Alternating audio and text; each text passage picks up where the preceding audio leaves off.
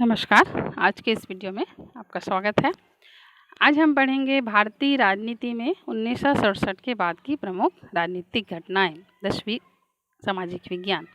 इसमें 1967 के बाद भारतीय राजनीति में प्रमुख घटनाएं कौन कौन सी हुई। तो सबसे पहला हुआ बैंकों का राष्ट्रीयकरण और प्रिवी पर्स की समाप्ति। बैंकों का राष्ट्रीयकरण क्या है, प्रिवी पर्स क्या है, इसको हम देखते हैं। तो आज़ादी के 20 साल औद्योगिकरण का विकास तो बहुत तेज़ी से हुआ, लेकिन औद्योगिकरण के विकास होने के बावजूद देश में गरीबी नहीं हट पाई और कृषि कार्य अभी भी उपेक्षित रहा। यानी कृषि कार्य में जितनी सफलता मिलनी चाहिए उतनी सफलता नहीं मिल पाई। इसीलिए क्या है, लोगों के मन में असंतोष घर कर गया। लोग असंतोष होने लगे सरकार से, और इसी असंतोष के चलते 1967 में जब चुनाव हुआ तो जो कांग्रेस पार्टी लोकप्रियता की चरम स्थिति में पहुंच रही थी, उस कांग्रेस पार्टी को जनता ने नकारना शुरू कर दिया और उसकी लोकप्रियता में भारी कमी आई। स्वयं कांग्रेस पार्टी के अंदर भी आंतरिक कलह उभर कर सामने आने लगी और यहाँ पर आपसी तनाव भी बढ़ गया।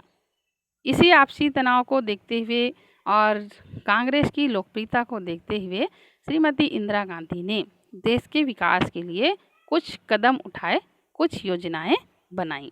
इसमें पहली योजना इन्होंने प्रिवी पर्स को समाप्त किया।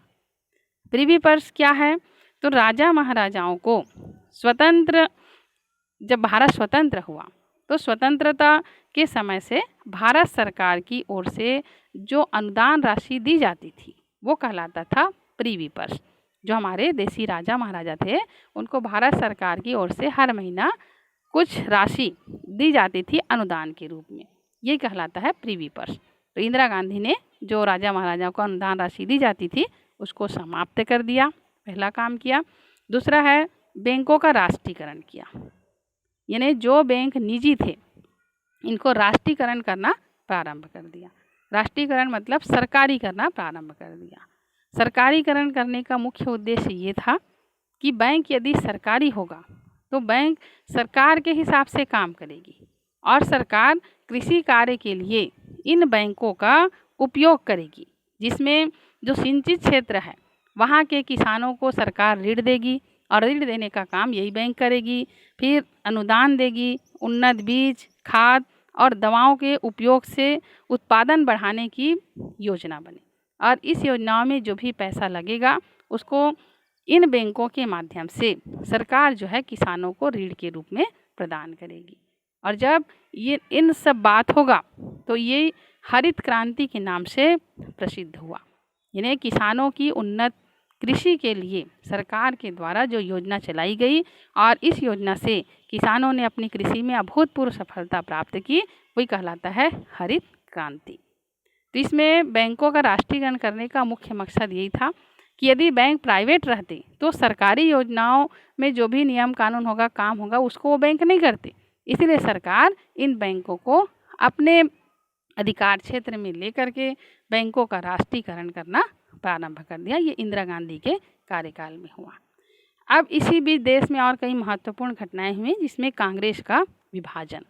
इंदिरा गांधी कांग्रेस की एक लोकप्रिय नेता के रूप में उभर कर सामने आ रही थी, लेकिन कांग्रेस में मतभेद आपस में खुलकर सामने आ रहे थे। कांग्रेस में दो प्रकार के नेता थे।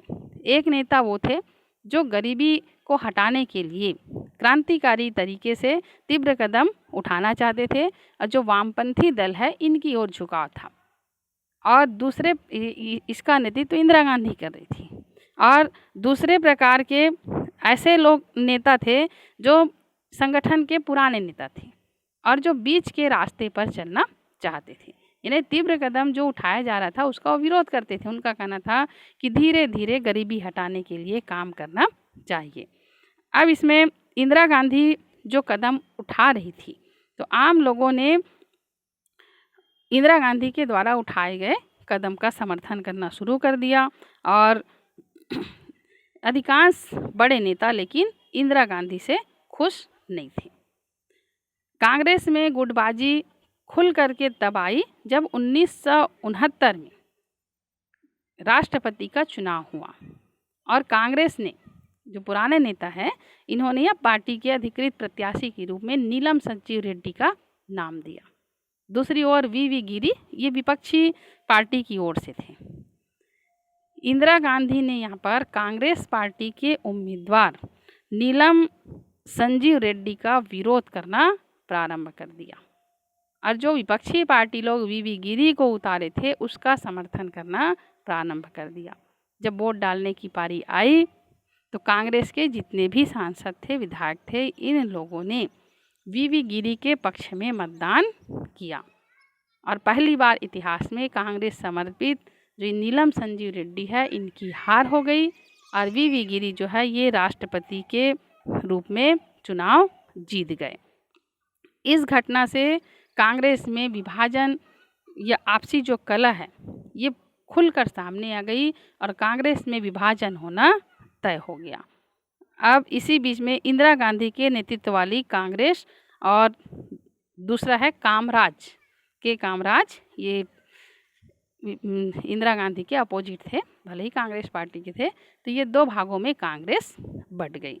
इसी क्रम में इंदिरा गांधी और उसकी पार्टी 1971 के लोकसभा चुनाव में और 1972 के विभिन्न राज्य में हुए आम सभा चुनाव में भारी बहुमत से विजय प्राप्त की और भारी बहुमत से विजय प्राप्त करने का उनका मुख्य वजह था गरीबी हटाओ का नारा। इंदिरा गांधी ने गरीबी हटाओ का नारा दिया था। आता है प्रश्न, गरीबी हटाओ का नारा किसने दिया था? तो इंदिरा गांधी ने दिया था। जनता उनके इस नारे से और उनके काम काज से इस कदर से खुश हुई कि इन चुनाव में इंदिरा गांधी की पार्टी को भारी बहुमत से विजय प्राप्त हुई और इंदिरा गांधी कांग्रेस की फिर सर्वमान्य नेता बन गई और कांग्रेस पार्टी को एक नए आयाम में स्थापित किया। इंदिरा गांधी का कद और तब बढ़ते चला गया जब बांग्लादेश युद्ध हुआ। इसमें बांग्लादेश युद्ध क्या है? तो 1947 के समय जब भारत का विभाजन हुआ था तो भारत पाकिस्तान दो राज्य बना था।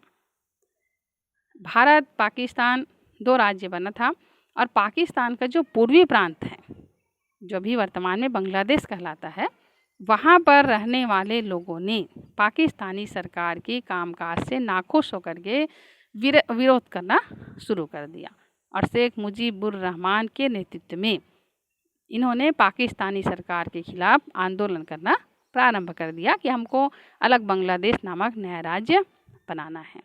और इसी बीच में बांग्लादेश के नागरिक जब पाकिस्तानी सेना ने वहाँ पर जाकर पूर्वी पाकिस्तान में जाकर इनके आंदोलनों को दमन करना शुरू किया तो वहाँ से नागरिक भाग करके भारत आने लगे और भारत में शरणार्थी के रूप में आने लगे। तब भारत ने इस बात का विरोध किया, इंदिरा गांधी ने विरोध किया कि भाई पाकिस्तान के नागरिक भारत आ रहे हैं शरणार्थी के रूप में, एक तो हमारी जनसंख्या इतनी ज़्यादा है, ऊपर से ये लोग आ रहे हैं तो हमारी तो मुसीबत बढ़ जाएगी। और इसी क्रम में फिर बाद में पाकिस्तान जब जनता की सेना की अत्याचार ज़्यादा हो गई तो भारत ने भी अपनी सेना भेज करके वहाँ के लोगों को सहायता प्रदान किया और तब जा कर के फिर पाकिस्तानी सेना को वापस भागना पड़ा, आत्मसमर्पण कर दिए उन्होंने। और फिर एक नए राज्य के रूप में जो पूर्वी पाकिस्तान है वो बांग्लादेश नामक नए राज्य के रूप में विश्व पटल पर उभर कर सामने आया और भारत ने 1971 में बांग्लादेश को मान्यता प्रदान कर दिया। अब इस तनाव के चलते भले ही भारत और पाकिस्तान में बहुत ज़्यादा तनाव हुआ और इसके बाद भारत पाकिस्तान के बीच युद्ध छिड़ा और युद्ध में पाकिस्तान की हार हुई, लेकिन इस हार के बावजूद भी बांग्लादेश एक नए राज्य के रूप में उभर कर सामने आया और इसमें इंदिरा गांधी का कद जो है विश्व में और बढ़ा और भारत में भी इंदिरा गांधी का कद बहुत ज़्यादा बढ़ते गया। आज के इस वीडियो में बस इतना ही। अगले वीडियो में हम पढ़ेंगे आपातकाल। देश में आपातकाल कब लगा, किस कारण से लगा, फिर आपातकाल के क्या क्या परिणाम हुए, क्या क्या जनता ने काम किया। आज के इस वीडियो में बस इतना ही। नमस्कार।